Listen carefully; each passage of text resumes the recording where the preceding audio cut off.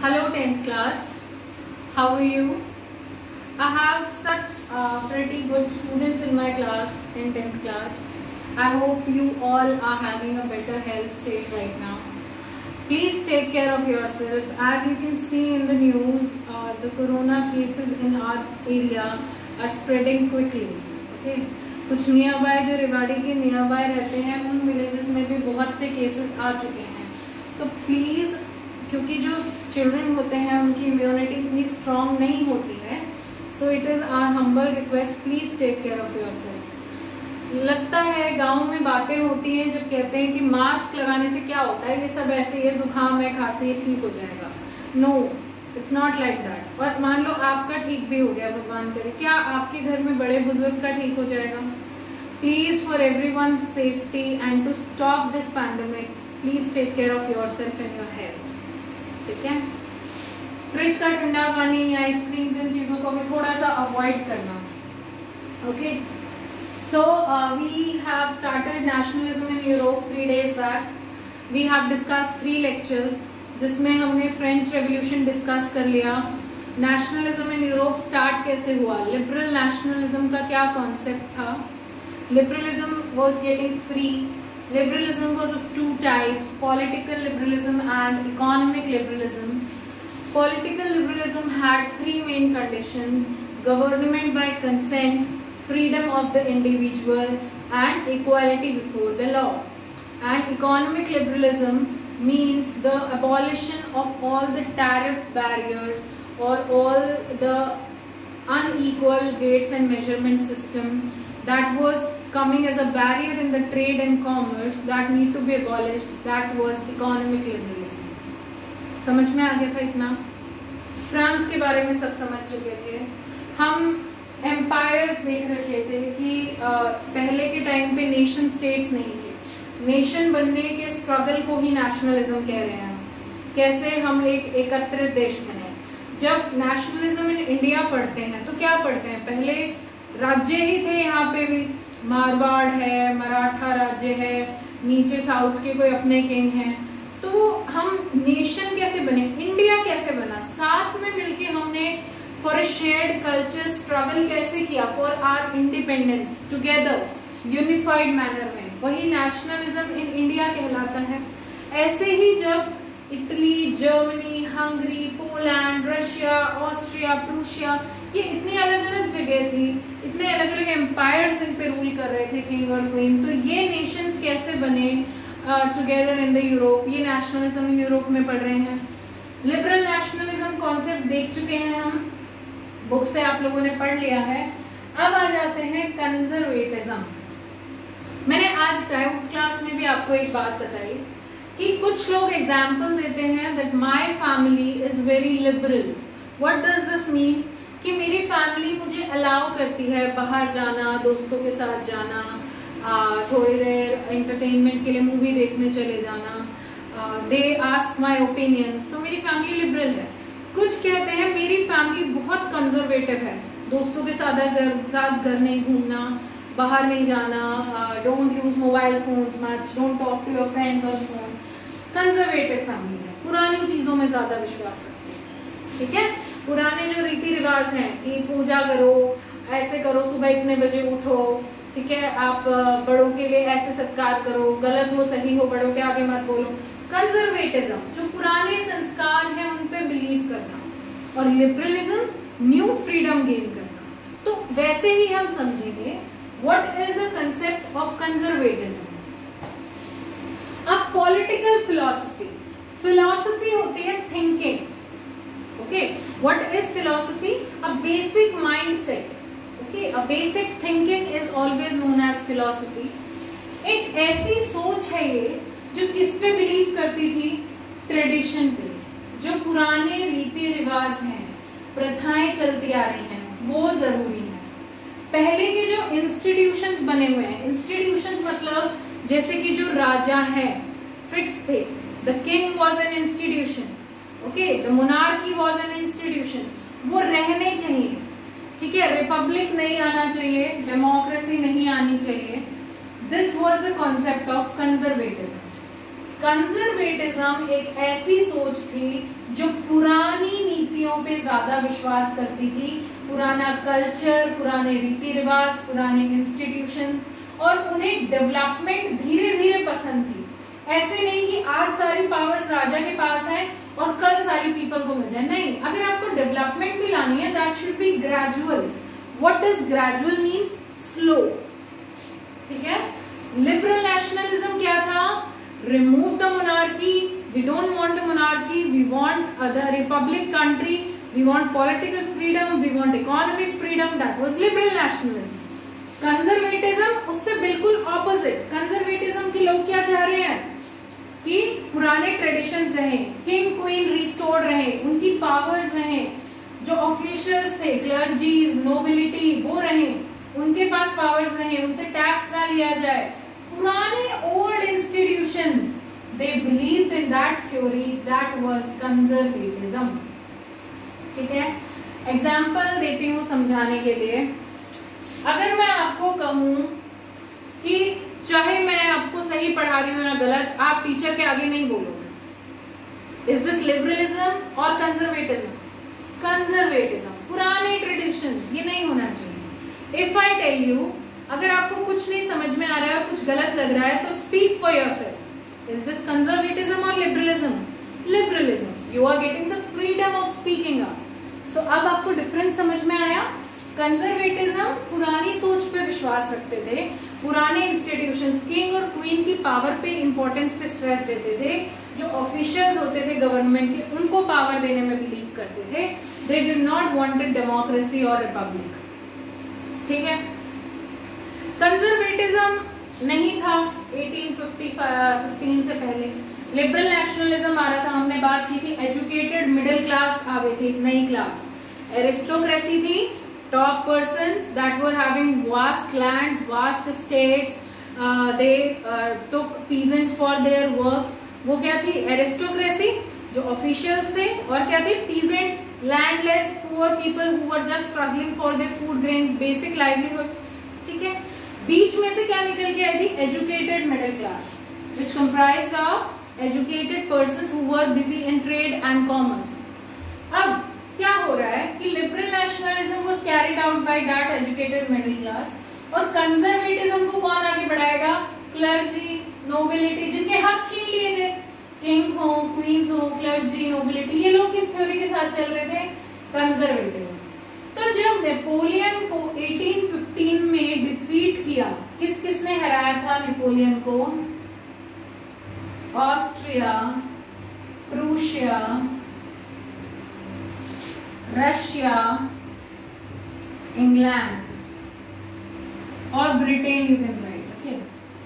Austria, Prussia, Russia, England, when they stood against Napoleon in 1850, and Napoleon को हराने के बाद 1815 में what they did, they attended, और ये सब मिलके क्या इन्होंने बनाई? एक कांग्रेस, एक मीटिंग बिठाई, जिसे बोला गया ट्रीटी ऑफ वियना।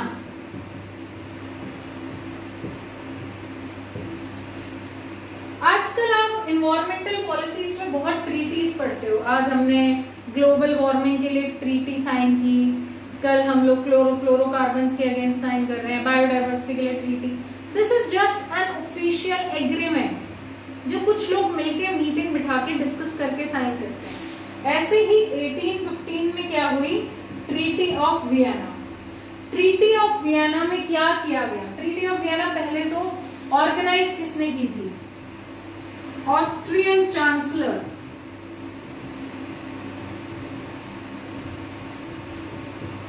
ऑस्ट्रिया के जो चांसलर थे उन्होंने ट्रीटी ऑफ वियना ऑर्गेनाइज की थी, और इन ऑस्ट्रियन चांसलर का नाम क्या था? Duke Metternich.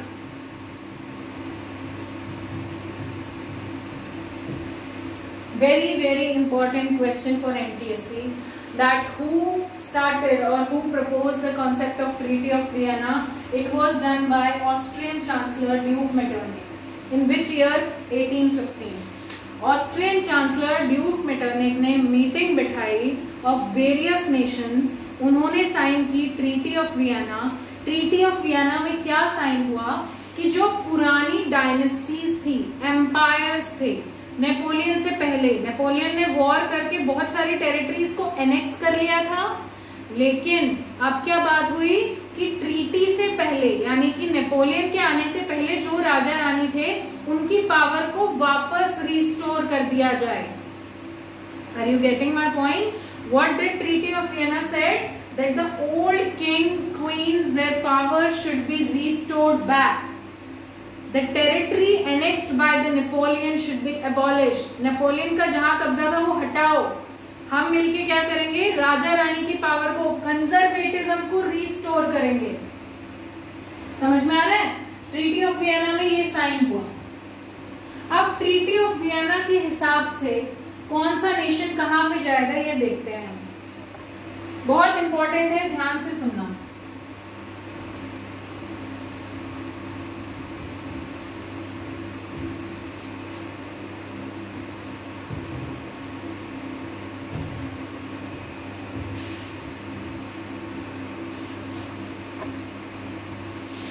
In the north, okay, in the north, Netherlands was present. France के इर्द गिर्द है ये बात हो रही है, फ्रांस बीच में है। फ्रांस के आसपास की जो टेरिटरीज थी जो नेपोलियन ने एनेक्स की थी, उन टेरिटरीज को रीअरेंज किया गया। तो कैसे रीअरेंज हुआ? नीदरलैंड था नॉर्थ में, नीदरलैंड के साथ जोड़ दिया गया बेल्जियम को। Netherland was present in north, Netherland was given part of Belgium, Belgium को नीदरलैंड के साथ जोड़ दिया गया। In the south, Piedmont state was there. Piedmont में किसको जोड़ दिया गया? Genoa. In the north, Netherlands was given Belgium. In the south, ये आप मैप में जरूर देखना। In the south, Piedmont को कौन सा पार्ट दे दिया गया? Genoa. ठीक है। अब यहाँ पे रशिया को पोलैंड दे दिया,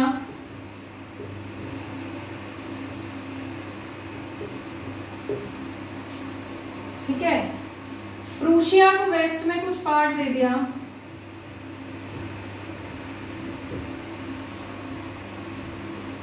ओके।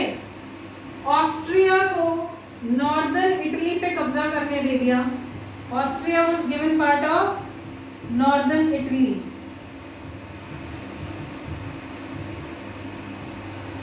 इस बात को याद रखना, ऑस्ट्रिया को नॉर्दर्न इटली का पार्ट दिया था, क्योंकि आगे हम इटली की यूनिफिकेशन पढ़ेंगे, कैसे इटली को जोड़ा गया था, तो ये बहुत इंपॉर्टेंट पार्ट है, ठीक है। अब ये फ्रांस के इर्द गिर्द की कंट्रीज की बात हो रही है, देख रहे हो आप कि फ्रांस के अगेंस्ट नॉर्थ में नीदरलैंड था, उनको बेल्जियम दे दिया गया, साउथ में पिडमोंट था, उनको जिनोवा दे दिया गया, Russia was given part of Poland, ठीक है, and Prussia was given the western front. ये सब अरेंज करके उनको पार्ट्स दे दिए गए। ये अरेंजमेंट किया गया आफ्टर ट्रीटी ऑफ वियना। क्या जर्मन में जो जर्मन कॉन्फेडरेशन हमने देखा था 39 स्टेट्स का था, नेपोलियन ने क्या किया था? जर्मन कैसे बनाया था? It was a confederation of 39 states. Germany जो था 39 स्टेट्स को मिला के एक ग्रुप बना दिया था, एक एसोसिएशन, जर्मन कॉन्फेडरेशन। तो ट्रीटी ऑफ वियना ने इसका क्या किया? कुछ नहीं, it was left untouched. I will give you a statement in the paper that the aristocrats or the conservatives changed the position of German states after Treaty of Vienna. Is this true or false? False. German confederation के जो 39 states थे उनको छेड़ा नहीं गया था, that was left untouched. France के इर्द गिर्द जो टेरिटरीज थी उनको अरेंज किया गया था।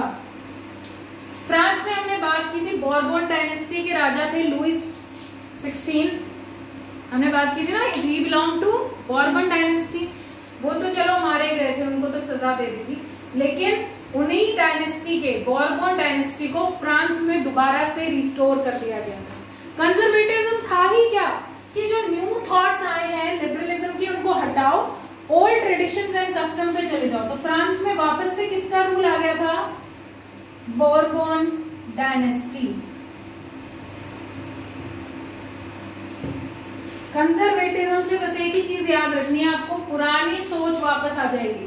पुरानी सोच क्या थी? Kings, queens, the nobility, the clergy should be powerful, वही कर रहे हैं ये लोग।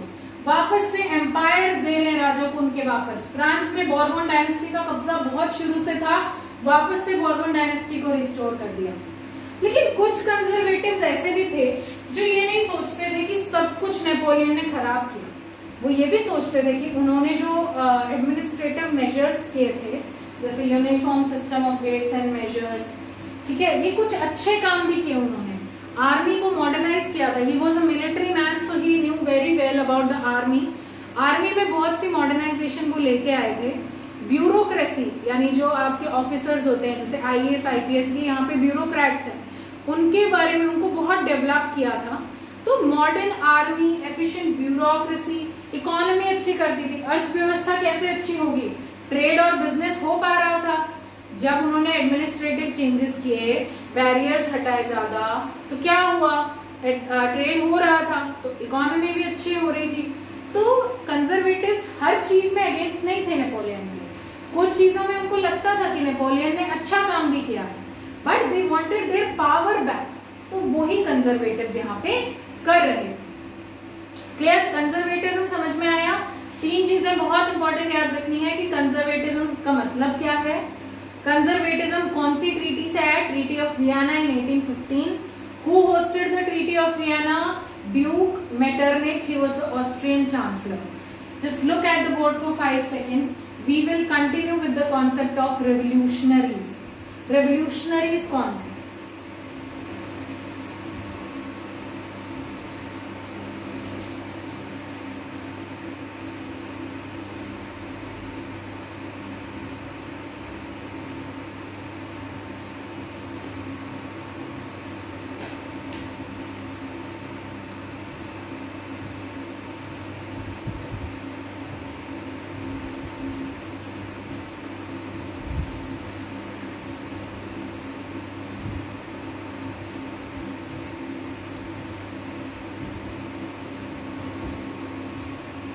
आई होप आपने देख लिया है। अब लिबरलिज्म क्या था? फ्रीडम मांग रहा था। कंजर्वेटिज्म फ्रीडम को खत्म कर रहा था। तो आपके हिसाब से कंजर्वेटिव्स को अच्छा लगता होगा कि वो अपने फ्रीडम्स के लिए लड़ रहे हैं? नहीं। Conservatives did not like the activities that were going against the government. हम अब राजा बन चुके हैं, सारी पावर वापस से हमारे हाथों में आ गई है, आप हमारे अगेंस्ट बोलोगे तो हमें बिल्कुल अच्छा नहीं लगेगा। Conservatives did not wanted the people to go against the government. So what they sought to do? क्या करते थे conservatives? They curbed the activities. वो activities पे रोक लगाते थे, which stood for freedom and liberty. किसी मैगजीन में लिबर्टी या फ्रीडम की बात नहीं होनी चाहिए। रेडियो, न्यूज़पेपर, टेलीविजन, मीडिया में कहीं भी लिबर्टी और फ्रीडम की बात नहीं होगी। उन पे सेंसरशिप लगा दी जाती थी, जेल में डाल दिया जाता था। Okay, conservatives sought to curb the activities of liberal nationalism, and what they did, they actually imposed censorship on laws which included or promoted the idea of liberty and freedom. इस सबसे बड़ा ये था कि फ्रीडम ऑफ प्रेस पे रोक लगा दी गई। ऐसे आइडियाज पे बात नहीं होनी चाहिए। लेकिन स्टिल लिबरल नेशनलिज्म के बहुत सारे लोग थे बात करने के लिए, है ना? उनके बारे में भी देख लेते हैं।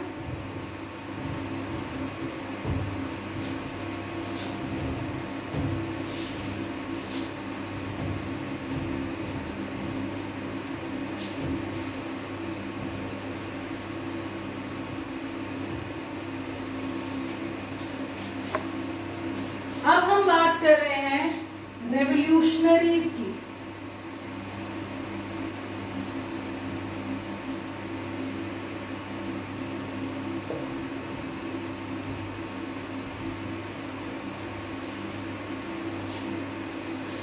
ये अलग कैटेगरी के लोग। जब लिबरल नेशनलिज्म के लोगों को कंजर्वेटिव्स ने डराया, कंजर्वेटिव्स वापस पावर में आ गए, तो कुछ लिबरल नेशनलिस्ट अंडरग्राउंड हो गए, डर गए।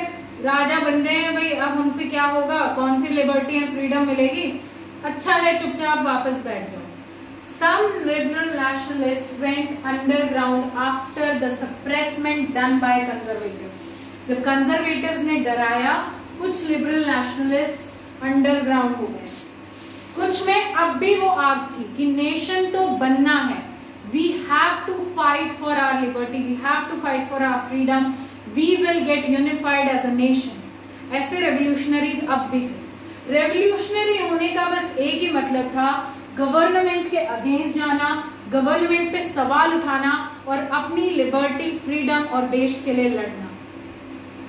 When any person was going against the consent of government and fighting for their nation to be formed or for their liberty and freedom, that was revolutionary. वो व्यक्ति जो कंजर्वेटिव से नहीं डरे, अब भी अपना देश बनाना चाहते थे, अपने हक के लिए, इक्वालिटी के लिए, लिबर्टी के लिए लड़ना चाहते थे, उन्हें बोला गया रेवोल्यूशनरीज. ऐसा ही एक रेवोल्यूशनरी इंसान था जिसके बारे में हम बात करेंगे.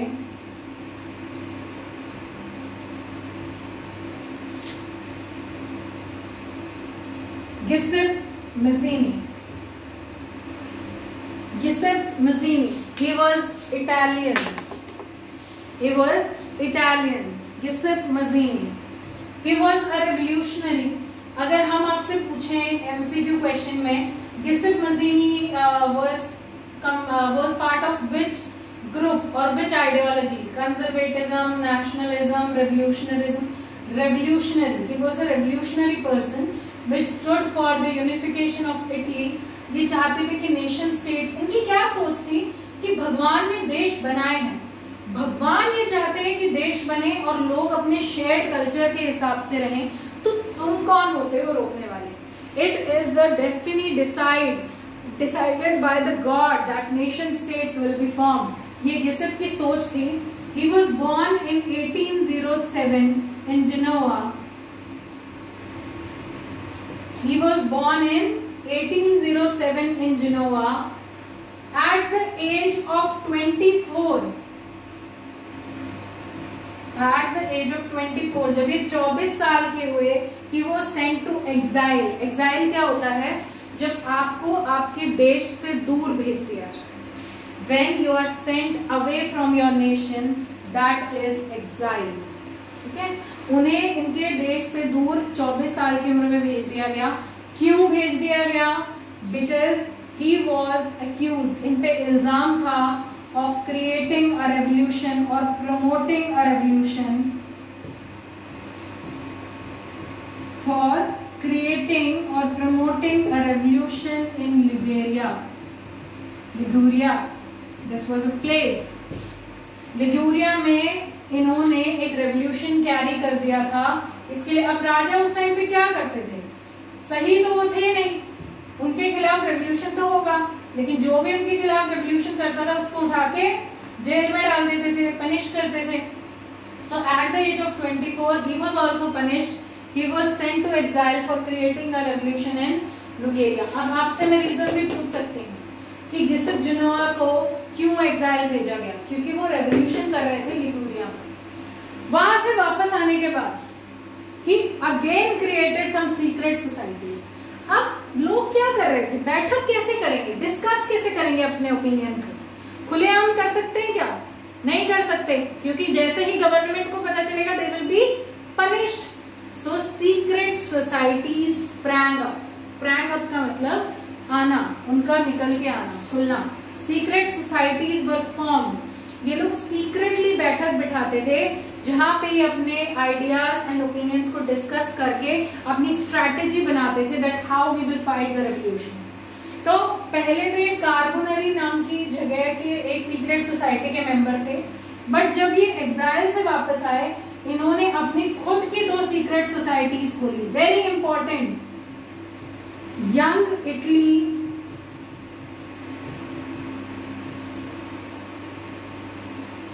And young born.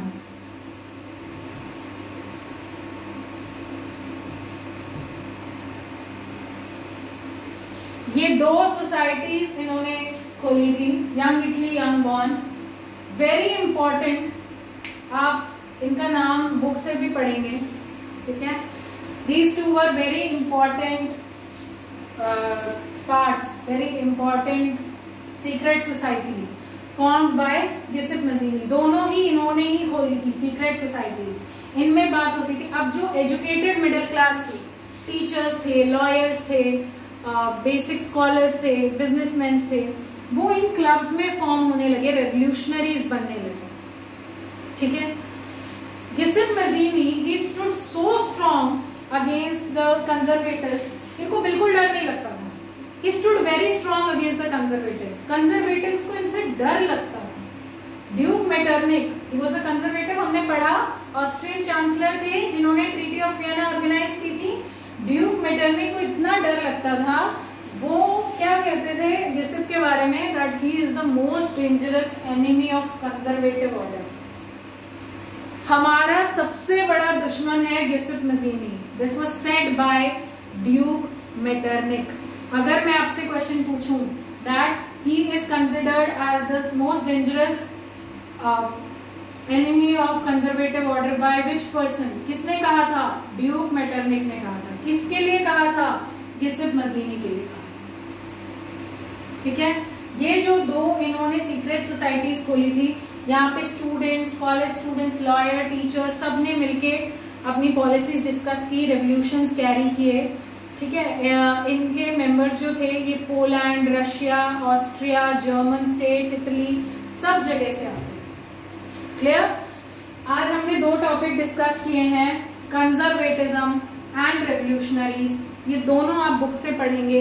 अगर आपको किसी भी वर्ड, सेंटेंस में कोई डाउट है, we will discuss tomorrow in the live doubt class. Have a very good day.